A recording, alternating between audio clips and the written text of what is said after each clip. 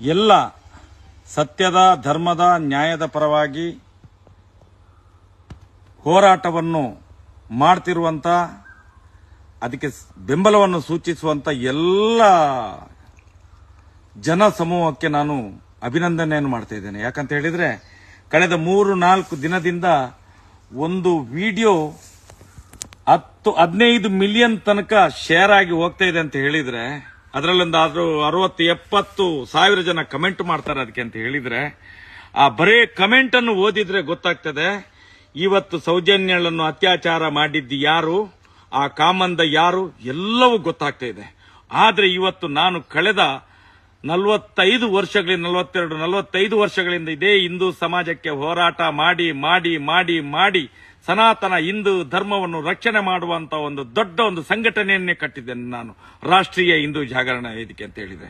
ಯಾವತ್ತು ಈ ಅಧರ್ಮಿಗಳ ವಿರುದ್ಧ, ಅತ್ಯಾಚಾರಿಗಳ ವಿರುದ್ಧ, ಕಾಮಂದರುಗಳ ವಿರುದ್ಧ ನಾನು ಹೋರಾಟಕ್ಕೆ ಇಳಿದನ, ಆವತ್ತೇ ನನ್ನ ತೇಜವಾದ ಪ್ರಾರಂಭ ಆಯಿತು. ಹಿಂದೂ ವಿರೋಧಿ, ಹಿಂದೂ ವಿರೋಧಿ, ಹಿಂದೂ ವಿರೋಧಿ ಅಂತ ಹೇಳಿ ಇವತ್ತೊಬ್ಬ ಸಾಮಾನ್ಯ ಮುಸ್ಲಿಂ ಯುವಕ ಇವತ್ತು ಒಬ್ಬ ಏನು ಅಧರ್ಮದ ವಿರುದ್ಧ, ಅನ್ಯಾಯದ ವಿರುದ್ಧ, ಅತ್ಯಾಚಾರ ವಿರುದ್ಧ ಒಂದು ಸಣ್ಣ 39 ನಿಮಿಷದ ವಿಡಿಯೋ ಬಿಟ್ಟದ್ದಕ್ಕೆ ಅವನನ್ನು ದೇಶದ್ರೋಹಿ, ಹಿಂದೂ ವಿರೋಧಿ, ಅವನು ಮತಾಂಧ, ಹಾಗೆ ಹೀಗೆ ಬಿಂಬಿಸಲಿಕ್ಕೆ ಶುರು ಮಾಡಿದ್ರು.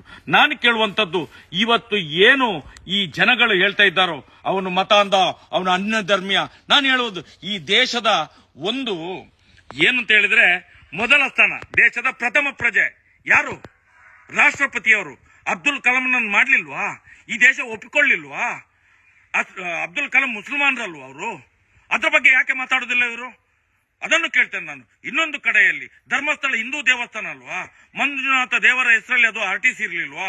ಈಗ ಅನ್ಯಮತಿಯರ ಹೆಸರಲ್ಲಿ RTC ಆಗಿದಲ್ಲ, ಪಾಣಿಪತ್ರ ಆಗಿದಲ್ಲ, ಇದಕ್ಕೆ ಯಾಕೆ ಉತ್ತರ ಕೇಳುವುದಿಲ್ಲ? ನಾನು ಈಗ ಹೇಳುವಂತದ್ದು, ಮುಂದೊಂದು ದಿನ ಈ ಸಮಾಜದಲ್ಲಿ ಇಂಥ ಅಶಾಂತಿಯನ್ನು ನಿರ್ಮಾಣ ಮಾಡುವಂತ ಯಾವನೇ ಒಬ್ಬ ಹಿಂದೂ ಇರಲಿ, ಅವನಿಗೂ ಕೂಡ ಎಚ್ಚರಿಕೆಯನ್ನು ಕೊಡ್ತಾನೆ. ಯಾಕಂತ ಹೇಳಿದ್ರೆ, ಒಂದು ಅತ್ಯಾಚಾರದ ವಿರುದ್ಧ ಮಾತಾಡಿದಂತ ವಿಡಿಯೋವನ್ನು ಹಿಂದೂ ವಿರೋಧಿ, ಹಿಂದೂ ವಿರೋಧಿ, ಹಿಂದೂ ವಿರೋಧಿ, ಇಷ್ಟೆಲ್ಲ ಹಿಂದೂ ವಿರೋಧಿ ಚಟುವಟಿಕೆ ನೀವೇ ಮಾಡ್ತಿದ್ದೀರಲ್ಲ ಹಿಂದೂಗಳು, ಆಗ ನಿಮ್ಗೆ ಕಣ್ಣಿಗೆ ಕಾಣುವುದಿಲ್ವಾ? ಒಂದು ಸತ್ಯದ ಪರವಾಗಿ ಹೋರಾಟ ಮಾಡಿದ್ರೆ ಅವನ ಅಧರ್ಮಿ, ಅಧರ್ಮ, ಈ ಧರ್ಮ, ಜಾತಿ, ಇವತ್ತು ಏನು ಅತ್ಯಾಚಾರಿಗಳಿದ್ದಾರೋ ಜಾತಿನಲ್ಲಿ ವೈಮನಸ್ಸು ತಂದಾಕಿದ್ದಾರೆ. ಜಾತಿಯಲ್ಲಿ ಬಂಟನಿಗೆ ಬಂಟನನ್ನು, ಗೌಡನಿಗೆ ಗೌಡನನ್ನು, ಬ್ರಾಹ್ಮಣನಿಗೆ ಬ್ರಾಹ್ಮಣನನ್ನು, ಬಿಲ್ಲವನಿಗೆ ಬಿಲ್ಲವನನ್ನು ಎದುರಾಕಿ ಇವತ್ತು ಇಡೀ ಸಮಾಜವನ್ನು ಒಡೆಯುವ ಕೆಲಸ ಮಾಡಲಿಲ್ವಾ? ಯಾಕೆ ಪೊಲೀಸ್ನವರಿಗೆ ಸುಮೋಟೋ ಕೇಸ್ ದಾಖಲು ಮಾಡ್ಲಿಕ್ಕೆ ಆಗುದಿಲ್ಲ? ಮೊನ್ನೆಯಿಂದ ಸುಗ್ರೀವಾಜ್ಞೆ ಜಾರಿಯಾಗಿದೆ ಅಲ್ಲ, ಎಷ್ಟು